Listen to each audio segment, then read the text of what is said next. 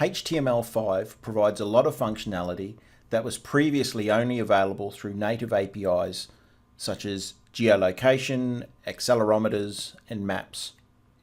However, there may still be scenarios where HTML5 doesn't provide the required functionality. In these cases, a native plugin is required. Up until this point, we have only written code at the Ionic app TypeScript level.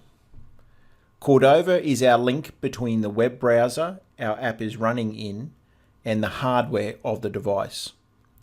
Let's look at Cordova plugins and Ionic native plugins. Remember that Cordova is a separate project to Ionic. Cordova allows any HTML5 JavaScript page to be packaged into a mobile app. Cordova also allows for plugins. Cordova creates a JavaScript native code bridge. Languages typically can't communicate directly with each other. For example, JavaScript can't call Swift or Java. But Cordova manages the language bridge. When developers create a plugin, there are two sides: the JavaScript side, which your code will interface directly with, and the native side, which must be implemented separately for every platform, so either Java, Swift, Objective-C, etc. With Ionic 2, Ionic introduced the concept of native plugins. Ionic Native is a curated set of Cordova plugins that make it easy to add native functionality to any Ionic app. Native plugins are a standard interface within Ionic to interact with plugins rather than communicating directly with the Cordova plugin. One problem with Cordova plugins is that they are raw JavaScript and don't support TypeScript types or the Angular module system. All plugins have two components: the native code from Cordova and the JavaScript code. An Ionic native plugin can utilize different Cordova plugins. For example, the Local Notifications Ionic native plugin may use different implementations of the underlying Cordova plugin. Installing a native plugin is a three-step process. First, you should add the Cordova plugin, being the native code. Then use npm to install the Ionic native plugin, JavaScript. Then add the plugin to the app module. Let's have a look at two plugins, the Local Notifications plugin and an Email Composer plugin.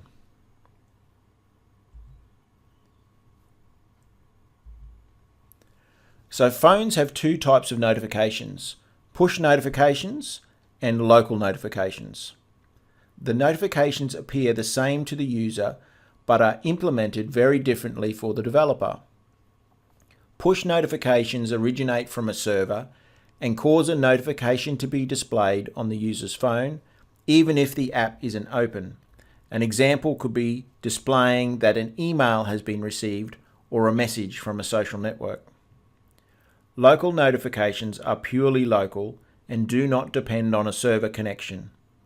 Local notifications are generally used for scheduling future events, such as alarms or reminders.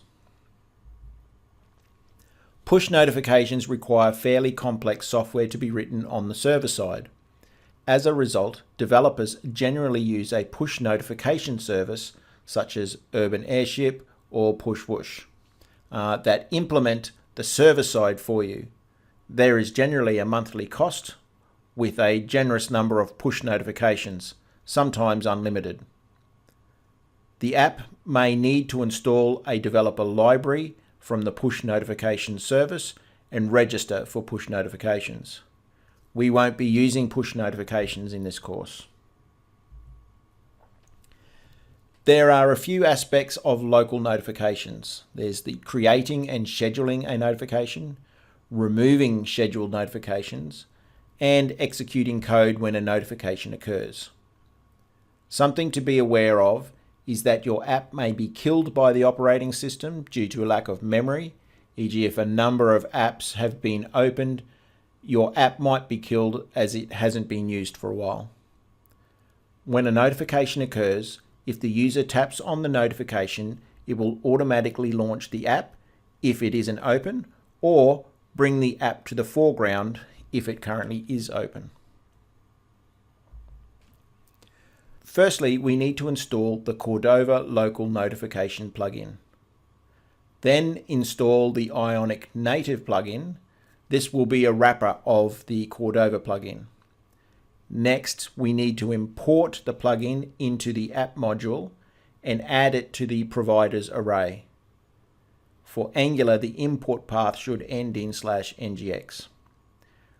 Once imported here, it will be available for use within our app. In the component class, where we're going to use our notification, in the component class, import the local notifications plugin and inject it into the constructor.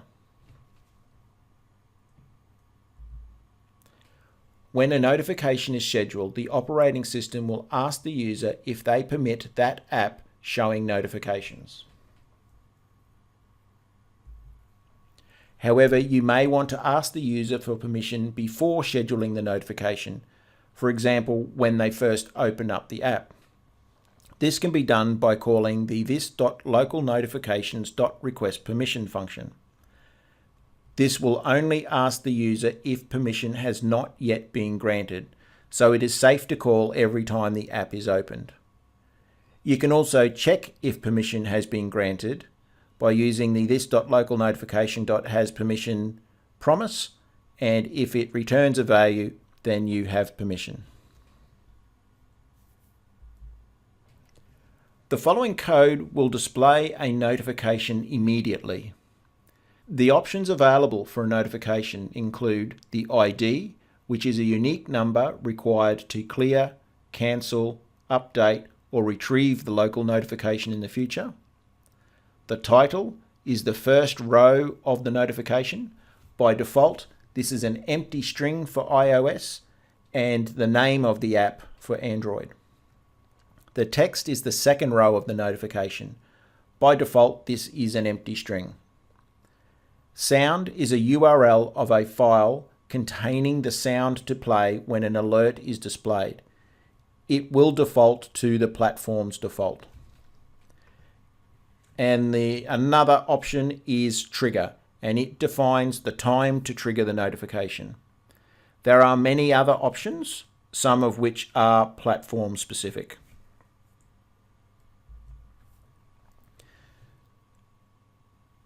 In here, note the use of the trigger at and its use of a date object. So to get a time in the future, use date.getTime, which will return the time in milliseconds and add the future number of milliseconds. So in this case, 10,000 milliseconds is 10 seconds. So this will next trigger in 10 seconds time.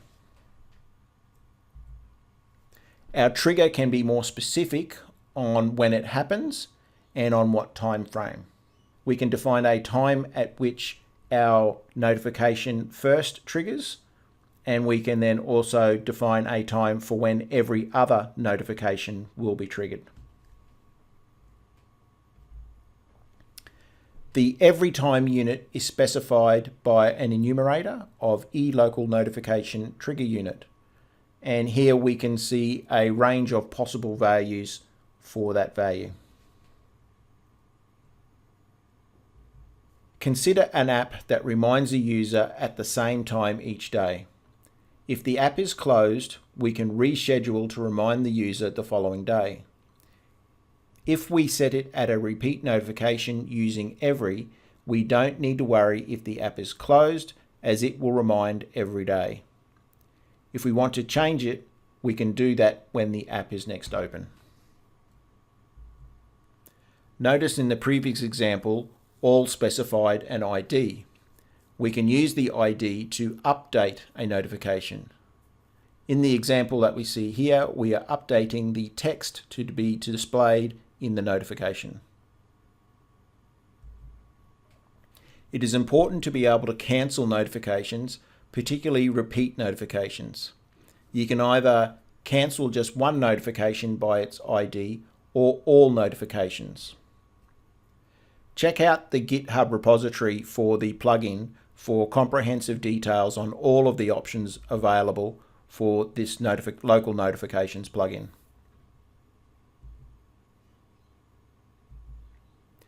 The ubiquity of cloud means we tend to use email less directly in apps. There may be some cases where email can be useful. A simple way of getting data out of an app to the user without requiring a server, or allowing the user to email other people information from the app, e.g. to promote the app. Ionic makes composing emails simple with the Email Composer plugin. This does not send the email, but prepares all of the data for the local email app to send the email. So we install the native Cordova plugin and the Ionic native JavaScript files, and we add it to the app module files, as we did for the previous example using local notifications.